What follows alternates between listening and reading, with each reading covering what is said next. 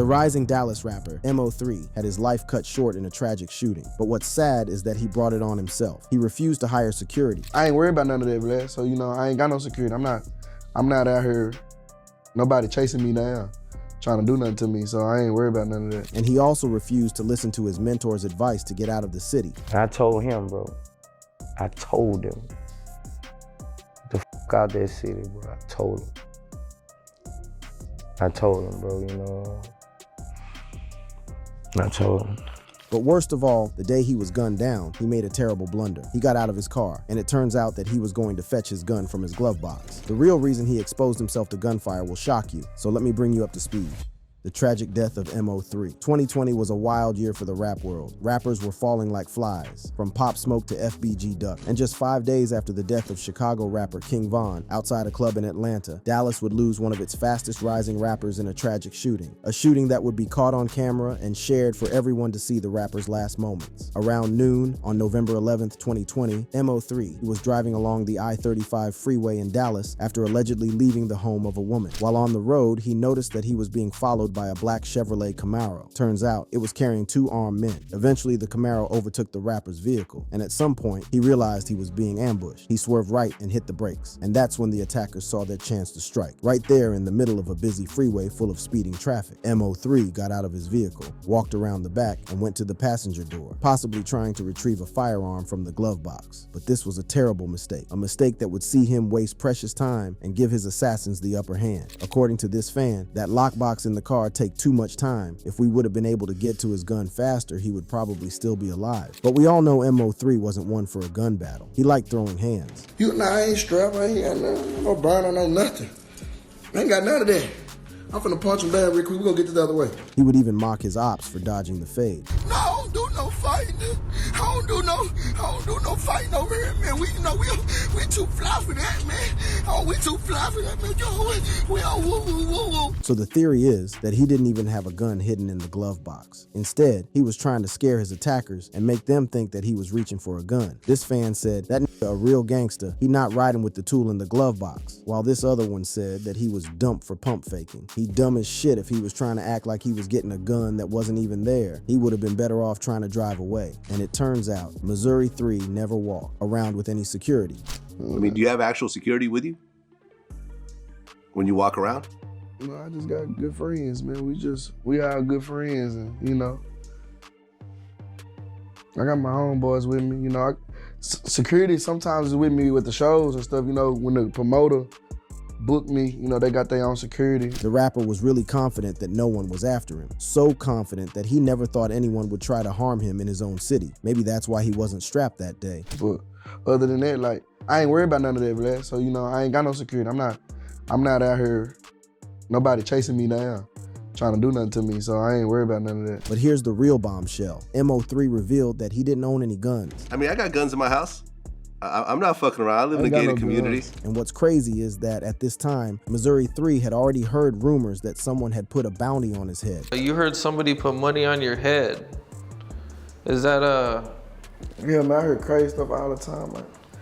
People got money on my head and stuff, man, for what? So those are the type of rumors you're hearing? Yeah, I just hear this type of stuff every day, man. I heard I got money on my head. I heard I'm gonna get killed. I heard all type of shit, man. And maybe he didn't have any guns because he was a felon. You see, while he was 17 years old, he was arrested and charged with 4 robberies and would have been locked up for more than 4 decades. Then at 17, they catch you on 4 robberies, and I guess you were facing 45 years. Yeah. And although it might be true that MO3 never had a gun because he was a felon, and that's why he preferred throwing hands, he often posted himself on social media flexing firearms. And as he was on the passenger side, one of the masked gunmen jumped out of the Camaro and sprinted toward him with an assault rifle. It looked like MO3 didn't have enough time to grab his weapon, so instead he made a run for it, sprinting southbound along the highway. This was his final fatal mistake. Tragically, he didn't make it far. The rapper was shot shot 9 times and left lying in the middle of the freeway as the shooter sped away in the same black Camaro. What made the situation even more disturbing was that MO3's body remained there for some time before authorities arrived, with graphic clips of his final moments surfacing on social media. A bystander was seen attempting CPR as civilians tried to manage the chaos, but despite their efforts, the Dallas rapper passed away. His lifeless body remained on the freeway as shocked drivers passed by. Eventually, police arrived and secured the scene, while news helicopters hovered overhead and local outlets began reporting on this broad daylight killing. His label, Empire, posted an Instagram tribute to the deceased artist. It featured the rapper's photo and read, "Empire has lost a member of our family today, Dallas's own Mo3. We share this loss with Mo3's family, team, and fans." His infectious personality and unrivaled talent brought joy and therapy to his legion of followers across the country. We can only hope to continue his legacy and push forward with the same energy that Mo3 shared with the world. The post finished off with a "Long live Mo3." Fellow rapper Boozy Badass was perhaps the most hurt industry friend after MO3 was killed. In 2019, Missouri 3 joined Boozy on the Erbody remix and was signed to Badass Music Syndicate. The two also released a 15-track mixtape called Mo3 Badass. MO3 had even publicly said that Boozy was his favorite person in the world. You know, growing up, Boosie was your favorite rapper. He's still my favorite rapper. Still your favorite rapper. He ain't my favorite rapper, he my favorite street. That's my favorite person. After MO3's death, took to Twitter to seemingly address the numerous calls and text messages he has been receiving about the fatal shooting. He expressed that he doesn't want anything to do with anyone who knows what happened, saying, "Stop calling me and texting me. You and fake ass family. All y'all can my all y'all got a motive with me anyway." And it turns out the rapper had told his friend to get out of Dallas because his life was in danger. I told him, bro. I told him. The out that city, bro. I told him. Bro, you know. I told him. Despite Boozy's hurt-filled outburst on social media, his ops on some different type of energy, they were over the moon. Yella Beezy went live on Instagram, where the comments were talking about the tragic incident, and all he could say was, What y'all talking about? The rapper ignored all the comments about MO3's death and ended the live with a subliminal message. Clearly, he was trying to create an alibi, but this wouldn't be the only time he would be on camera celebrating his op's death, because at the start of 2021, the rapper would post on Instagram saying that he was celebrating the end of 2020 by putting his haters in the dirt. Hey man, new year, new blessings. You understand me? We made it through a hell of a year. You understand? Anybody that ain't for you, anybody that's going against you, anybody that's got negative, you understand me, ain't bringing no positive vibe. You know, in the words of Gucci, put that in the dirt. Damn! For sure, you did. Let me go take a toast to that. And he wasn't the only one celebrating. Trapboy Freddy, another one of MO3's enemies, took to social media to post his disgust at the traffic that had been caused by the shooting, which raised alarm bells and hinted at his involvement in the murder. Man, whoever got the freeway blocked out need to get y'all shit together, dog. Can't get on the freeway. The law got the freeway blocked off all the way on Polk, dog. They got going. Freddy would then go on to post a tribute to some of his fallen soldiers as a sign of getting revenge for them. People in Dallas were starting to have an idea of who was behind the hit, however. When asked during interviews, he obviously denied it. I did want to ask this, is you barely acknowledged it. You barely ever had anything to say about it, but there was a lot of tension, at least on records or people talking online, between you and Mo3. Now that he's passed, how do you view all that? During his No Jumper interview, he straight up told Adam the Fed that he didn't have any kind of beef with MO3. I ain't never had no tension with nobody. Right.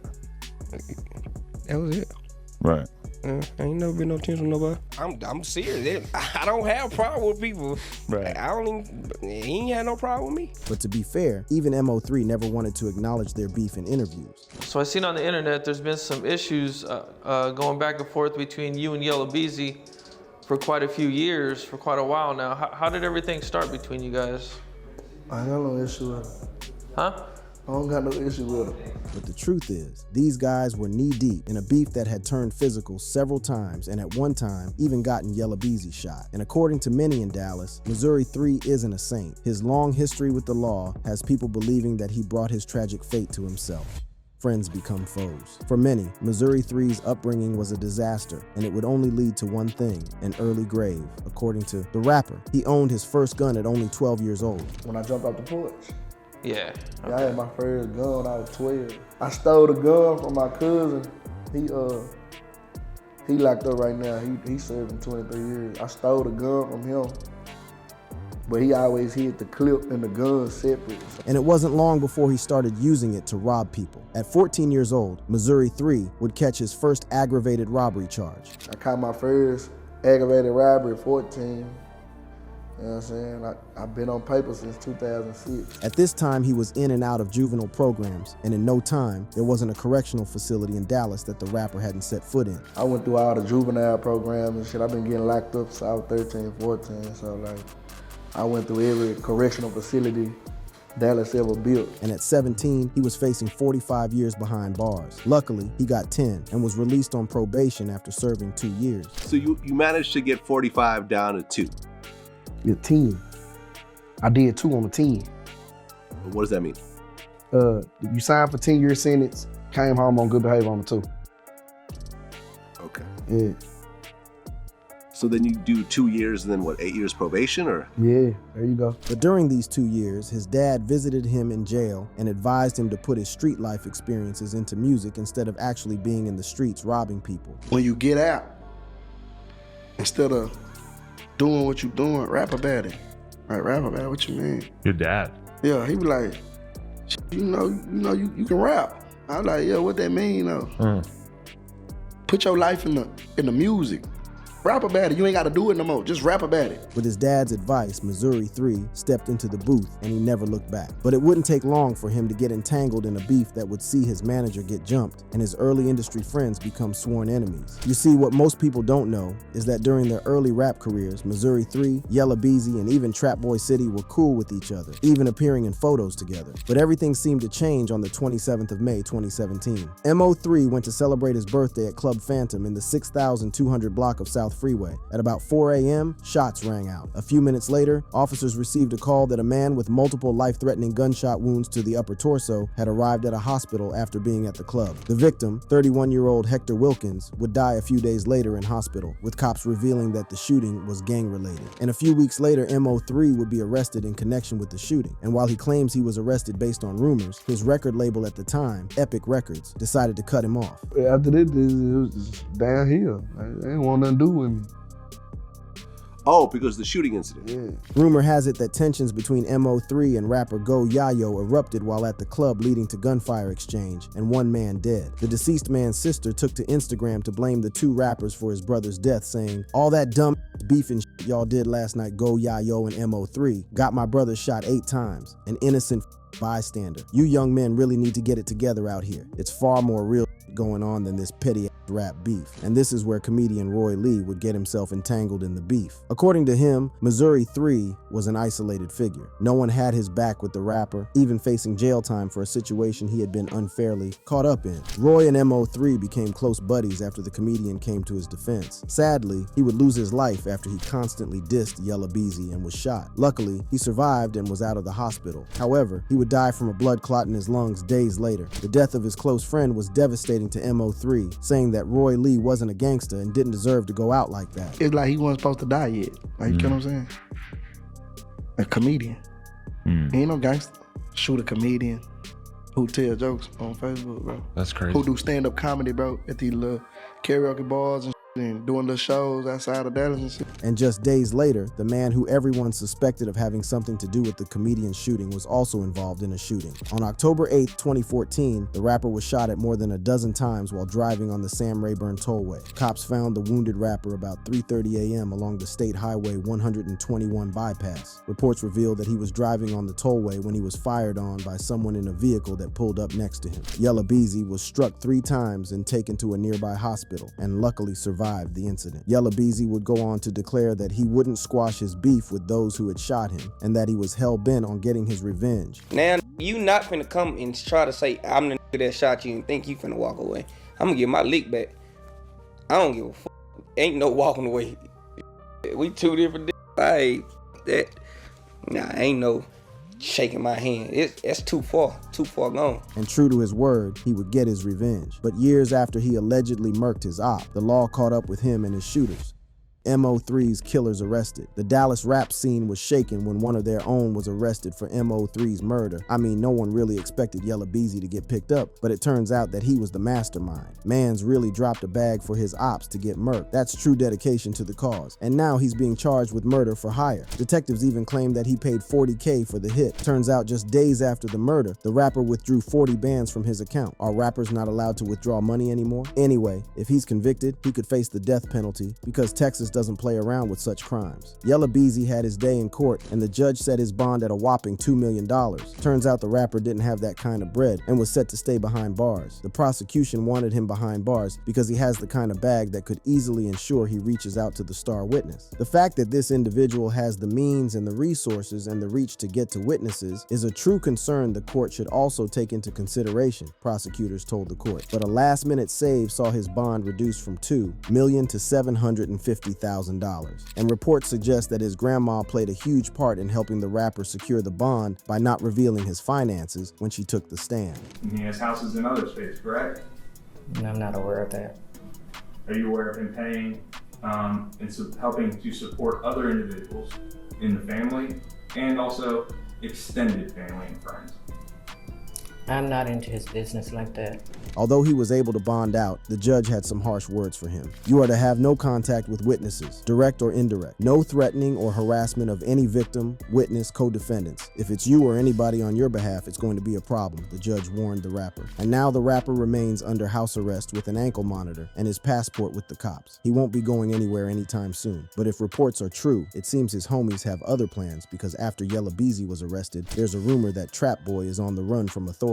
But you can't even blame him because at this point, it's painfully obvious that someone in Yella Beezy's camp is ratting him out. In fact, the case against him has been built from witness testimony, and this star witness seems to know a whole lot about the entire plot to kill Mo3. The state's witness will testify to the amount of money that was to be paid for the murder.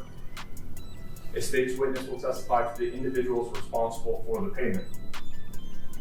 That state's witness will also testify that Marquise Conway was one of the individuals responsible for a portion of that payment. Whoever the state witness is, they are about to unravel a 4-year-old mystery. And for many people, there are only 2 people who could know all this info and tell. The 2 dudes who were on the freeway when MO3 was killed. And it turns out both of them are already behind bars. The assassins, Q1 Dontrell White and Devin Maurice Brown, also have some crazy stories. It turns out that a week or so before MO3's tragic death, Q1 White was out on bond for charges relating to the shooting of his transgender boyfriend. And this relationship wasn't private. It was out in the open. Seems like he will be quite comfortable behind bars. White was arrested by ATF, the U.S. Marshal Service, and Dallas Police Department patrol officers on November 9, 2020, and was indicted on 1 count of felon in possession of a firearm as well as murder. But it turns out that his accomplice, Devin Brown, had been arrested a few weeks ago on November 19th at his residence in Oak Cliff. Apart from murder, he was also indicted on 1 count of felon in possession of a firearm and 1 count of conspiracy to possess with intent to distribute a controlled substance. Turns out the cops had searched his crib and found drugs and a stolen AK-47, but get this, just a few days later, cops found him with yet another gun, and during the search, he slipped through the cops' fingers, hopped onto a dirt bike and fled. And when he couldn't shake off the cops, he fled on foot, but was still arrested. And what's even more absurd is that White, the killer with a trans boyfriend, was already settled in jail, and in an interview from his cell, he revealed that he was feeling good behind bars. Man, I'm feeling good, man. I mean, this living life, man. You know what I'm saying? This come with a gangster, man. It's what it come with. You feeling good, fam? Yeah, man, I can't do nothing but it is what it is, you know what I'm saying? I'm locked up, I can't do nothing more than just live life, man. This man is obviously not cooperating with the cops. That leaves only obviously not talking to the cops. And since only 1 other person has been picked up for the murder, everyone's eyes have turned to Devin Brown. And it turns out this guy was out here playing detective, anticipating that things would go left and he would have some leverage to get himself out of a life sentence. The snitch was recording conversations with Yella Beezy days after the hit was carried out. It kind of reminds me of Durkio being recorded by one of his guys in the Quando Rondo murder for hire case. By now, everyone has heard of OTF Jam and his alleged alleged bizarre case of betrayal because he allegedly wore a wire to record OTF members confessing to crimes. OTF Jam broke his silence over the allegations, and that's when fans knew something was up. The OTF affiliate took to his social media to put the record straight and told the world to stop accusing him of snitching until they saw his name on police paperwork. Casey J. Hester, aka OTF Jam is my artist's real name. Until you see that name on the paperwork, don't at me, he posted. The situation at OTF worsened after none of the OTF affiliates co-signed Jam. No one tried to have his back even though they were all on the internet screaming free Durk. Well, OTF Jam went a step further and accused Durkio of snitching on him. He first revealed that Durkio snitched on him on a track, calling me a rat or a snitch, but is rapping snitch on themselves all the time, he posted. Jam was talking about the track back again, where Durk raps, "Jam, get out that jam, I give him 50, ain't gotta ask again." He was catching murders way back then. That's when the max was in. It turns out OTF Jam had been released in February 2022 after doing 12 years for attempted murder. The OTF affiliate had also confirmed that Durk had given him $50K when he got out of jail. Say they gave you 50, bro. You know Oh, what I'm facts. saying? Facts. Fact? More than that. More than that. But shit, can you tell us how much he gave you, or you don't want to even? No, I ain't gotta get into all that, but bro made sure.